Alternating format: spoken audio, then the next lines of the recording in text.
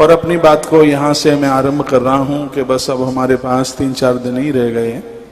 28 तारीख को यह कार्यक्रम पूरा हो जाएगा। माताओं ने कुछ प्रश्न किया है कि उपवास की व्रत करने वाली पूर्णिमा कब की है। तो व्रत करने वाली पूर्णिमा 28 की बिल्कुल नहीं है, 27 को है। क्योंकि 28 को रात्रि को चंद्र दर्शन पूर्णिमा वाला नहीं है, प्रतिपदा वाला होगा, देरी से होगा। 27 तारीख को यदि भद्रा न होती तो रक्षाबंधन का त्योहार भी 27 को ही होता। 27 तारीख को सुबह 9:08 से 8:08 से पूर्णिमा शुरू हो रही है, जो कि 28 तारीख को 9:48 तक रहेगी सुबह में। इसलिए रक्षाबंधन राखी वगैरह आप 27 को तो बांधना ही नहीं है, क्योंकि भद्रा 27 की रात्रि को पूरी होगी और भद्रा में राखी बांधना बिल्कुल ठीक नहीं है। बड़े अच्छे अच्छे ग्रंथ हैं, भविष्य पुराण में भी इस श्रावणी पूर्णिमा को लेकर के बात कही गई है। मैं आपको कहना चाहूंगा कि भले ही नक्षत्र छूट जाए, लेकिन भद्रा में कभी भी भाई को राखी न बांधी जाए। यदि 27 तारीख को भद्रा ना होती तो रक्षाबंधन का त्योहार 27 तारीख को ही होता, 28 को नहीं होता, 27 को होता। लेकिन वो भद्रा की वजह से राखड़ी का त्योहार है, वो 28 तारीख को है, 27 को भद्रा है। लेकिन व्रत करने में भद्रा कोई मायना नहीं रखती है।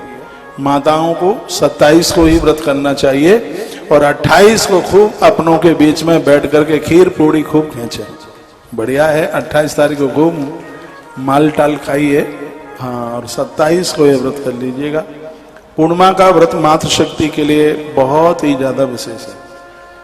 पूर्णमासी का व्रत कहते हैं कि चंद्रमा उन्हें शीतलता और सौंदर्यता दोनों प्रदानित करता है।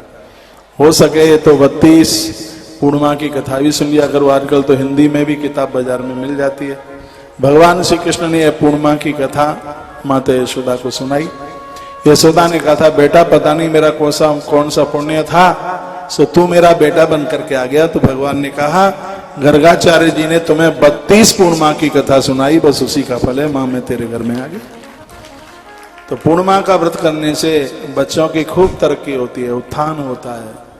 आप पूर्णिमा का व्रत करते हैं, इससे आपके घर में सुख शांति और समृद्धि बढ़ती है। तो सावन की पूर्णिमा तो बहुत बड़ी पूर्णिमा है, तो यह पूर्णमासी का व्रत आप कीजिएगा। रात को चंद्र दर्शन करें। चंद्रमा को अर्घ देने के लिए एक कोई पात्र मिल जाए चांदी का। चांदी का नहीं है तो और पात्र में जल लेकर के उसमें एक सिक्का डाल दीजिए चांदी का। कच्चा दूध उसमें जरूर डालें और चावल डालना ना भूलें। चंदन उसके ऊपर लगाएं, श्वेत चंदन लगाएं लोटे के ऊपर और अर्घ दें और दिया जला करके चंद्र देवता की आरती उतारें। जो चंद्रमा की आरती उतारता है, चंद्र दर्शन करता है, भगवान महादेव उसके ऊपर अति प्रसन्न हो जाते हैं। सावन का महीना है, शंकर जी खुश हो जाएंगे, इसलिए तो भगवान महादेव अपने मस्तिष्क के ऊपर चंदा को विराजित किए। कैसे क्या करना है यह हमने आपको निवेदन कर दिया है। पूर्णमासी के दिन ये आप कर सकते हैं। और एक बात को और अपना ध्यान में रखिए, जो पूर्णिमा को ब्राह्मण जिमाते हैं, जो पूर्णमासी की तिथि मनाते अपने पूर्वजों के लिए, वो 27 को नहीं है, वो 28 को है। तिथि वाली पूर्णिमा 28 को है, ब्राह्मण जिमाने वाली पूर्णिमा 28 को है। सत्यनारायण भगवान की कथा सुनते हैं वो भी 28 को है। पर्व वाली पूर्णिमा जो भोर में स्नान करके पुण्य कमाया जाता है वो भी 28 को है। तो यह मैंने आपको कुछ बातें आपके बीच में कही हैं।